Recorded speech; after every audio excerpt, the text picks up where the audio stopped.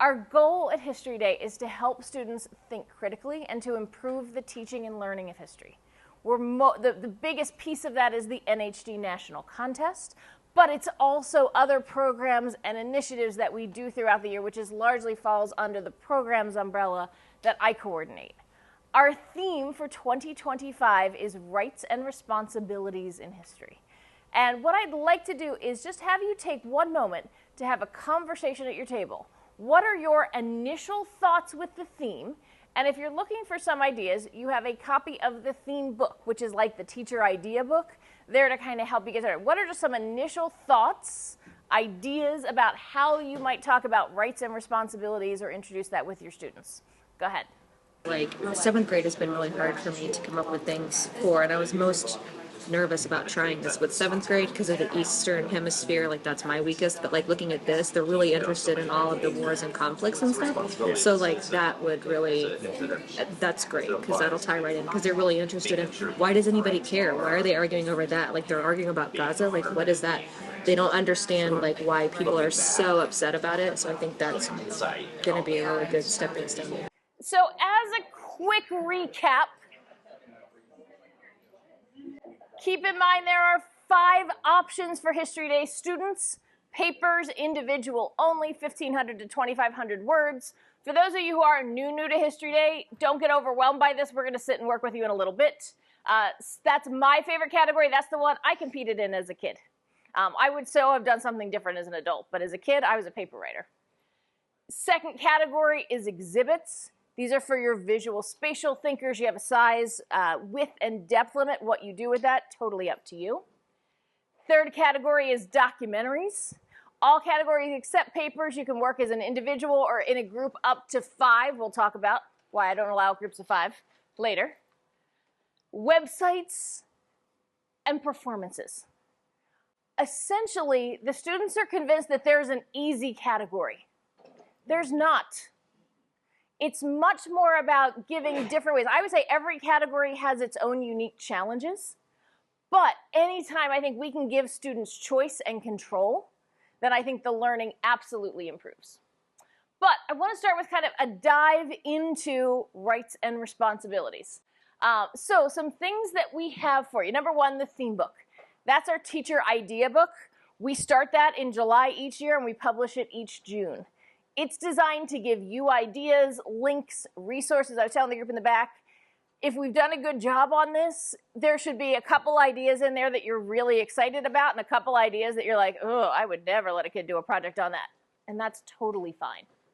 We added a new feature this year, building up to America 250, where we worked with our affiliate coordinators, and this article features 8 or 9 of them who each chose an image from state and local history and then gave a little intro about it and how it connects to rights and responsibilities. That's something, the goal is between now and 2030, we're going to feature all of our affiliates. And I think there's some really unique and interesting topics. And remember, state and local history is everybody's history, so you're not limited. If your student's like, hey, I'm really interested in that one from Minnesota or the one from Hawaii, go to town. Because I think it just gives some different and unique ideas. What I'm going to do, though, is start with our theme video. The idea here is that we create the theme book for teachers. We create the video for students. The theme for National History Day in 2025 is Rights and Responsibilities in History. It is a broad theme that allows students to choose topics from family, local, national, or world history. While the theme may appear straightforward at first glance, it is actually quite complex. In today's world, we often hear discussions about my rights or our rights.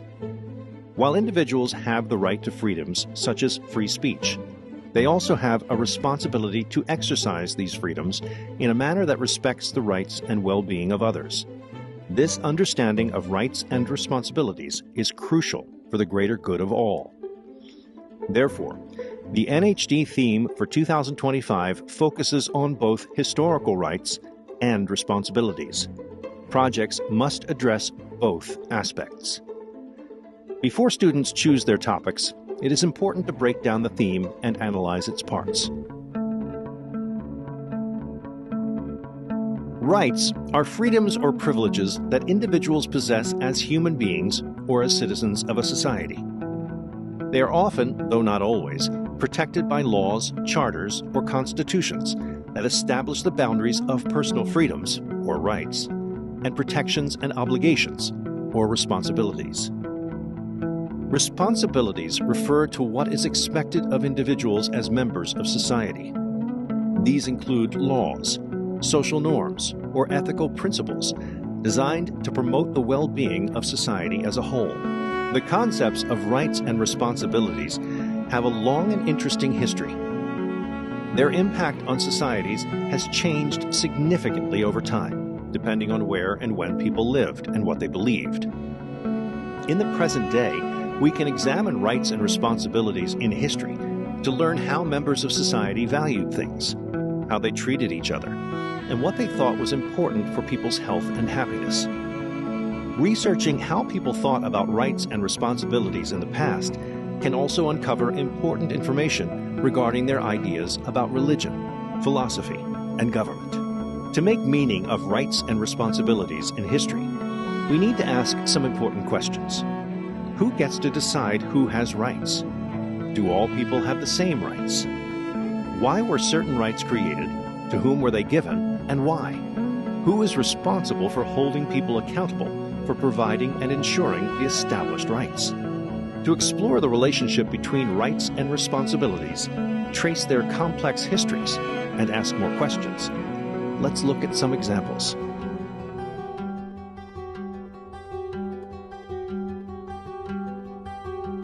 One of the earliest known legal codes was the Code of Hammurabi, created in Mesopotamia around 1754 BCE. It is an example of how rulers can communicate messages about rights and responsibilities to their subjects. In the present day, we can ask, why was it created? Who was its intended audience? How did the Code of Hammurabi influence later laws and ideas about rights and responsibilities? Nearly 3 millennia later and across the globe, the Aztecs, who lived in present-day Mexico, created the Codex Mendoza. How do its painted images depict the history of the Aztecs and their conquest by the Spanish? In what way does it depict and define gender roles within the context of rights and responsibilities? When considering rights and responsibilities in history, we must consider multiple perspectives. During World War II, high school student Frances Susano wrote an essay while she was incarcerated at Amache concentration camp in Colorado. Reflecting on her incarceration, Frances opened her essay and asked, "Why does this have to happen anyway?"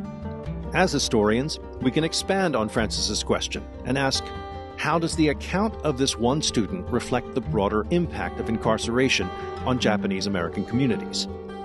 How does the story of Frances Susano and other Japanese Americans challenge our understanding of rights and responsibilities within American democracy? To effectively address the theme of rights and responsibilities in history, it is necessary to determine its significance in history. In 1964, volunteers from across the United States launched the Freedom Summer Project in Mississippi, advocating for voting rights and education. Volunteers, including local activist Fannie Lou Hamer, led efforts to create freedom schools, register black voters, and establish the Mississippi Freedom Democratic Party. Despite facing violent opposition, their actions are a crucial moment in civil rights history and America's quest for equality. Why did volunteers feel responsible for aiding Mississippians? What rights were these civil rights activists fighting for? How were activists exercising their civic responsibilities? Widely researching rights and responsibilities in history means exploring a range of available sources and then putting those sources in conversation. For example, the 20-point position paper, which demanded Native American rights be honored according to government-passed treaties, was just one outcome of the American Indian Movement, a grassroots effort led by Native Americans living in Minnesota's Twin Cities. This document presented to the Bureau of Indian Affairs and President Richard Nixon in 1972, is part of a broader continuum of Native American activism that spans centuries. It highlights ongoing struggles for sovereignty, self-determination, and recognition of treaty rights. What responsibilities did the American Indian movement believe they had towards Native Americans in Minnesota? Were these impacts felt in other states? When cooperating with the American Indian movement, what responsibilities did the government have in upholding legal agreements made with Native Americans? Successful National History Day projects place a topic in historical context and include an argument that is supported by analysis and evidence. The process of building an argument begins with looking and making observations, and continues with offering reflections and posing questions to direct further research. During World War I, the Army Corps of Engineers' wartime involvement reached unprecedented levels. Their tasks ranged from building railways, ports, barracks, and hospitals to creating maps. The Corps needed to recruit service members with specialized skill sets. Let's look at a series of recruitment posters aimed specifically at convincing eligible members to enlist in the Army Corps of Engineers. One titled U.S. Army Engineers for Engineering shows members engaged in highly skilled engineering tasks. Beyond their uniforms and a large steamship in the background, nothing in the image indicates any form of physical combat. By contrast, another boldly states, "First in emergencies," and portrays a very different scene. Here, a soldier is shown running alongside newly constructed railroad tracks with a weapon in hand in front of a large group of other soldiers. These advertisements seem to target different groups of potential enlistees. How do they reflect the historical context in which they were created? Are citizens responsible for serving their nation in a time of war? What rights do citizens have to choose how they serve? Based on this example, what argument could you make about the actions of the Army Corps of Engineers? How did they address rights and responsibilities in history? Rights and responsibilities are universal, spanning from ancient history to early American history and continuing into the present day across the globe. They are relevant in both wartime and peacetime and are negotiated by both individuals and collectives. As you begin your research, consider what lesser-known unexpected stories could you find that address rights and responsibilities in history, especially in your local history. Do you see your ancestors or other local figures creating new opportunities for themselves and their communities? How do their experiences help tell a larger story of rights and responsibilities in history? We cannot wait to see what new stories you uncover in your 2025 National History Day projects.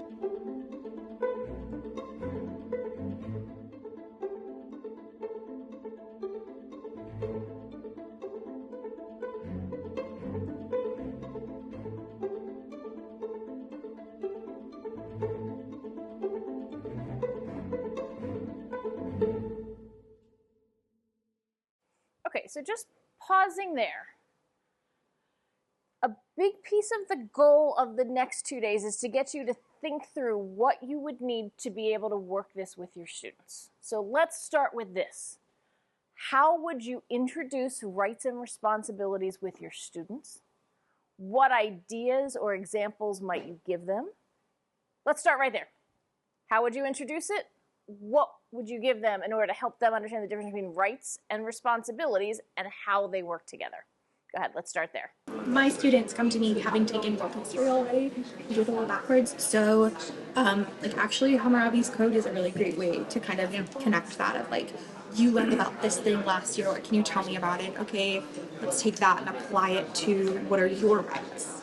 What are things that you are promised and guaranteed? And what are the consequences if those rights are not upheld? Or what do you think the consequences should be? Almost do a whole 1 or 2 different day lesson on just what are rights, what are responsibilities, giving them a bunch of different examples and having them try and figure out in the like formative, is it a right, is it a responsibility, is this actually a true example, or is this a false one, just to check your understanding, and then move forward from there and actually getting into the true project and choosing their topic. So some resources to help you. Theme book, theme video. Third thing we do every year is we create a very simple graphic organizer. Try to come up with fun acronyms. This year, it's all about balance. Because the big thing that I'm going to drive home with everybody, everywhere we're teaching this year is rights and responsibilities. Not either or, but and. So and means and on this one.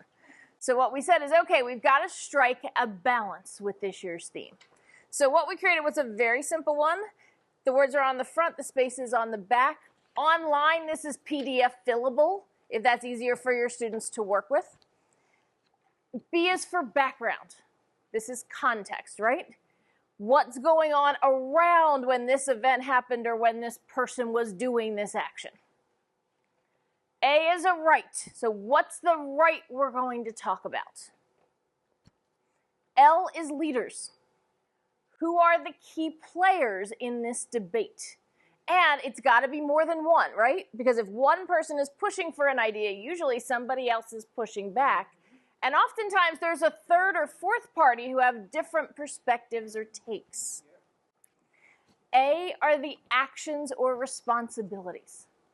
I think, and I know I can't win this battle, but I think the idea of looking at responsibility as action.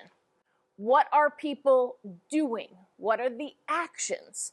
Helps make responsibility more than just like, well, I clean up after myself, to what are the actions that citizens do to engage or to push for. I think it also helps us see rights and responsibilities more about activities among the people. Not something that says a given, but something that people do to get what they want. And I'm kind of excited about. We were working on this acronym for a while and we were stuck on N, and then all of a sudden I had this light bulb moment. N is new perspectives. As history evolves, the sources evolve. New perspectives, new takes. Maybe we're looking at a different group of people. Maybe we have new sources. Maybe we've always looked at this from the perspective of one gender, but wait, there were other people there. What did they say? How did they react? Are there new ways to look at topics we've heard about a lot? C, what's the change? What's the short term? What happens because of this law being passed, or this Supreme Court case, or this action by the king to do X? And then E is effects. Strategy to consider with this. Don't bring this out right away. Get your students to have some basic info on a topic. And we're going to get into how do we get them to a good topic in just a second. I would bring this out when they're a couple weeks in and ask them to draft it up. And then honestly, I would collect it and I would put it away for a couple weeks. Let them keep researching. Then give it back. Have them complete, edit, tweak based on what they've learned. Because if we try to establish our entire argument based on the first day of research, where we know the equivalent of what's in Wikipedia, it's not going to be a good argument, right? I think one thing we have to do is get kids set up with a good topic, give them time to research, give them time to do more research, get that grit, get that, hey, we don't just go with the first 3 sources we find, but we've got to look at different types of sources. Then use something like this to help establish the connection to the theme, and that will set us up to create an argument. I have seen teachers who have had give me your topic proposal and give me your thesis. Don't do that, please. You can't have a good argument till you've had a chance to learn a little bit about it. All right, questions on any of that before we shift to topics? All right, if you would please pull out the primary source analysis tool that is in your pile. We're going to use that. If you're with us in February, we worked with that before. This is the Library of Congress's tool. But the second thing I'd like you to do, in the middle of your table is a pile of papers that are upside down. I am so impressed that nobody touched them. I figured somebody had to. If you would please, flip them upside down, spread them out, and everybody pick one that speaks to you. So just kind of spread them out, see something that you find interesting, and select one. They are different, and that's intentional. I chose 10 images that spoke to me about something about rights and responsibilities. Now, these may not be your 10 objects. These may not be your students' 10. But I think what we've got to do is challenge what our students are thinking about. So to get us started, what we're going to do is start by doing one thing. If you have a pen or laptop, just close it for a second, and I want you to take 30 seconds and really look at the image you've selected. What we're going to do is an ORQ analysis. Observe, reflect, question. Starting off really simply. Observe. What is it that you see? What's going on in the photograph or the cartoon or the piece of art that's in front of you? Observations are generally things that we can all agree on, like there are 3 children in the photograph. Don't get into the why, just focus on the what and look really closely. So take a couple minutes. What do you see? What do you observe? And look carefully at details.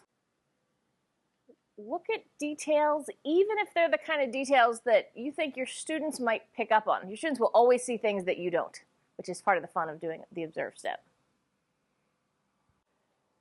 All right. Finish that thought and just kind of look up here. Next stage we're going to transition to is reflect. Observe is what we see, and these are details that we can pretty much all agree on. Reflection is where we're going to start to think analytically. So descriptive, then analytical. What do you think is going on? And the best way to think about this and help with students is to say, I think blank because blank. I think, that's my analysis, because of this piece of evidence. Before we go to the next stage, take a minute, share your image with your neighbor. What are things you observed? What are things you reflected? So you'll get to see a little bit of at least one more. Go ahead. Middle or upper class citizens. I also said I think that And this advertisement focuses on something stuff like of this, little eyes. work, which 1997 in Europe, World War II. Then I think they're in the classroom It because was I in think times of unrest. There wasn't plenty. There was scarcity. There wasn't right and if I work. didn't say the 60s, I would say So it seems like they're 60s because trying to make it seem well, that era alone. America's bright. But then there are little outfits and they're all. But I'm not sure that she would have been someone who would be invited to a situation because it's for veterans, disabled veterans. Well, So I'm the not sure outfit if she was someone that So like my kids would go eat them and she's kind of passionate. It's probably But it is very bright and sunny, so that might be why they're looking down. How long to take a photo? Yeah. 2 of the males are wearing hats, which implies to me that it's a hot, sunny day. They're all covered up. And if they don't cover up, they're going to get. And I think that's Alrighty, let's transition back. We did observe, we did reflect. One of the key pieces of the research process is that every research find should create at least one question in your mind. Because that's how we go from just those 2 sources that tell us everything. And usually they're encyclopedia style. Well, like, I read about it, I'm done. But every time we find a source, one thing I think we've got to do is teach students about thinking critically and asking questions. So go ahead back to your original source. What questions does this source generate for you? What do you want to know more about? What confuses you? And again, we may or may not know the answers or be able to find the answers, but that's okay. Write down the questions anyway. How can we make connections to the idea of rights and responsibilities from this particular image? And this one, go ahead and talk with your neighbors on this one. How do we see examples of rights and or responsibilities? Who were the actors? Who were the leaders? What's going on? It's a factory for like cars, and lots of cars, like car factories stopped producing cars and started producing bombers. So clearly, it's a factory that like has the ability to make bombers already. But also, we saw lots of like that's a wave of great migration out of the south and into the north because you've got more job opportunities. So like all of that plays into it too. So like with this one, rather than picking like a responsibility or a right to focus on, I would look at like how does war impact our rights and responsibilities, and specifically how are they impacted during World War II? Yeah, after that, yeah. I like that topic. And then Similarly, looking at the rights of, during wartime, but this is interesting because it's like looking specifically at like the rights of veterans, like what responsibilities, after wartime do we have to, veterans or the people affected by war, I think that is a very interesting topic and changes, depending on what war you're looking at also and what country. Obviously this person is disabled. They at least don't have one hand, but they potentially don't have both. So what is the government doing to support them? And you could look at that today and Well, and this will also be really interesting given like the context of like a few years later we've got like bonus incidents and like just like the way that I being against it. So like that's really interesting too of like so many different, or not just like our rights, but what are the government's responsibilities to our rights. Yeah. which doesn't seem like. All right, couple tips from a pedagogical point of view. First off, deep suggestion. If you want to improve critical thinking, teach your students ORQ. Start by teaching it in stages, right? We observe first, then we reflect, then we question. However, once students understand the 3 steps, you don't necessarily have to go in order. I think it helps to start. But help them to say, we have an observation and that leads to a question and that leads to a reflection. Once you get your students in the groove of this, you can literally start class with ORQ this, go. It can be completed independently, it can be completed with partners or groups, and it's a way to get them thinking critically without you having to be the center of telling them what to think. Then that lets you do recap review. Or maybe you do this and set it aside and say, okay, when we get into direct instruction, we're going to bring this back because this is an example of what we're going to be talking about today. Or maybe you set it up that this group has one source, this group has another, because then they're going to have to go sit with someone from the other group to compare a different point of view and a different source. And the other thing to decide, sometimes you put the supporting information with it, sometimes you don't. Now, I'm not saying you never give them that, right? If you're going to start with the photo, I like generally putting it with it because I think that helps with a little bit of context and detail. And I think often that can also generate questions or observations or help them set context or dates when we have them. Another pedagogy piece to think about. I made sure, I made a set of 10 of them. They're in the folder. You could use these 10, you could change out and use a different 10, you could make it 100 if you wanted to. If you add more stuff, if you want to add something to the folder that you create and share with peers, go to town. But I made sure on each table there were more images than there were people going to be sitting at the table. Because I wanted everybody to have some degree of choice. Right? Again, little bits of choice, because some of them you look at and go, ooh, it's not really your thing, that's okay. Pick something else. The image you work with doesn't really determine the activity. Finally, I think it's important to say, okay, you've looked at an image, you've analyzed it, you've thought about how it connects to rights and responsibilities. But I'll be honest, this particular topic or time period or era might not be your cup of tea. And that's totally okay. But instead, what we're going to do is a little activity here to think about how we can take one of the images. In this case, I'm going to choose this particular image.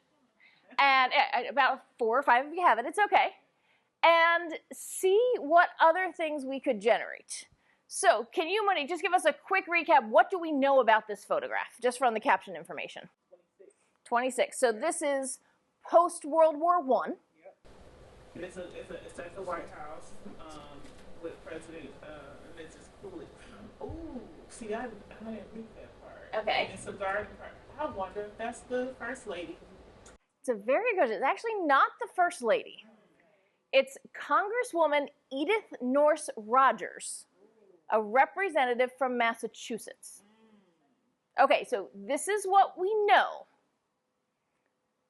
What kinds of topics could come off of this one image? All right, so I think every table talked about veterans' rights. Right? What happens after people leave the military and are dealing with disabilities that might be physical, might be mental, might have challenges socially or economically reintegrating into society? What rights do veterans have? What responsibility does the government have to assist veterans? So post-World War I, the need for veterans was so great, the federal government created the VA, the Veterans Administration, to help deal with many of these issues. An organization that has grown significantly, and there's a VA hospital right around the corner. Okay? What other topics could we talk about? He said women's rights because in that age, you know, women had just gotten the right to vote, and seeing that lady in, you know, in that context, that could be something. Edith Norse Rogers came to Congress the way most early women came to Congress, because what happened? Take a guess. No, not during war. It's a good guess, but no. No, another good guess, but no. What happened to her husband? Who was the elected rep? Her husband was the elected rep. He died while in office. She was brought in to fill his term, which was a courtesy offered, because the thought was these women would just, fill out the 6 months or the 8 months of the last year. But she actually ran again and again and again and was a long-serving member of Congress from Massachusetts. So she's her own topic, right? Who is she? What other legislation did she promote? Why is she at this? We talked about the fact that we don't know the name of the veteran. It's not preserved in the recording of the photograph. But why is he with her? Is he a constituent? How was he invited to the party, right? You don't go to the White House without an invitation. What's the connection there? All right, what other totally different topics? Tatum, what else could we do with this? How white veterans were treated versus our black veterans, especially during World War I. And so one of the things I teach my kids about in World War I is the Harlem Hellfighters, and specifically Henry Johnson and Edith Roberts, who are these two veterans who, if you don't know, they essentially defended the French line against 20 German soldiers in the middle of the night, and at one point they their guns stopped working, so they're swinging guns like clubs, and they managed to fend off the hold the line, just the two of them. But because they were injured and it was put on their French service record, it did not get put on their American service record. And so there's no notation that they were injured in the line of duty, and so they don't get these veteran benefits. They don't get any support from our government. And so here you have this white veteran who's at the White House and is being fed by a representative, but men like Edith Roberts ended up unhoused in New York. So how is that? What are our rights and responsibilities to all of our veterans? And how do we look at mental health? I mean, the term that they used after World War I was shell shock. We use PTSD now, but I think we're only just beginning to understand the complexities of mental health for those who have experienced combat. And what does that look like, and how does that affect people, and how does that affect all aspects of not just their lives, but their family and communities' lives, right? It's their wives, their children, their parents. It's who's caring for these people. Right? And caring takes all kinds of forms. So that's a whole nother avenue of topics and things we could consider. What else? Something different. Go ahead. I have a lot of these. So President Coolidge is obviously the president who's most famous, but the next president is Herbert Hoover, and during Herbert Hoover's administration, you've got the bonus army incident where let's the National Guard gas the veterans. So you can talk about the changes of presidential positions on veterans' rights from one administration to another, literally. And how does that affect Army officers like Dwight Eisenhower, who is there and sent to put down the bonus army, and what happens when he is then president post-World War II based on his... Okay, so that's a whole nother tract. Different idea. I was thinking that on that same line, who are those other people back there? Mm-hmm. What's bigger picture. Right. Is this 30 people? Is this 300 people? Is this 3,000 people? I asked that when I said how many other women are actually in that picture. Yeah. Is she being given attention because you wouldn't have women in the military who are openly at that point acknowledged for anything, so that's another rights. Well, we know that there are women who served in World War I as hello girls, as the telephone operators, also through the Red Cross, through the YMCA, through the Nurse Corps. But what role, and when they come home, what veteran benefits are they often denied? Were they in the military? Were they not? Whole different avenue. A lot of your ideas are moving forward. Are there any way we can take this and move back in time? At this time, there were veterans that were still alive from the Civil War, and so wondering like their thoughts about veterans' rights or compensation. Wow. As a general rule, those who survived World War I tended to have more extensive injuries than the Civil War, because quite frankly, the infection factor in the Civil War killed just way more people than the advances in medicine, the advances in prosthetics, the advances, there's a whole collection, a woman named Anna Coleman Ladd, her collection's at the Library of Congress. She helped to make masks for those with facial disfigurements. So kind of quick recap and transition. Ways to kind of integrate the theme and think about topics. Read the theme book, come in, get some ideas from it, help link to resources. We print the book, but it's also available on our website, and on the website, all of the URLs are clickable. In addition, that book is screen reader enabled, so if you're working with students with visual disabilities, that is set up that it will read to them and has alternate text for those images to help them if you want them to read. I'm not necessarily a big fan of assigning the theme book, especially for middle level readers, because it's not really written for them. But taking segments for high school students, especially like, hey, you really have an interest in medicine, there's an article about pediatric medicine you might have an interest in, could be there. And we make sure all of our stuff now is enabled to help those students and or teachers. Watch the theme video, use it. Integrate the theme words. Start talking about rights and responsibilities as you're teaching pretty much anything.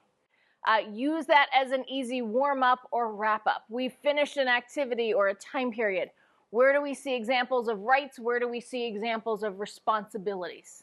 Who had the responsibility? Who denied responsibilities? All of those kinds of questions will help your students think thematically, but also what we're really doing is thinking analytically. That's really the whole purpose behind the theme. Model that, practice that, and emphasize the and. One goes with the other. If we see one, where's the other?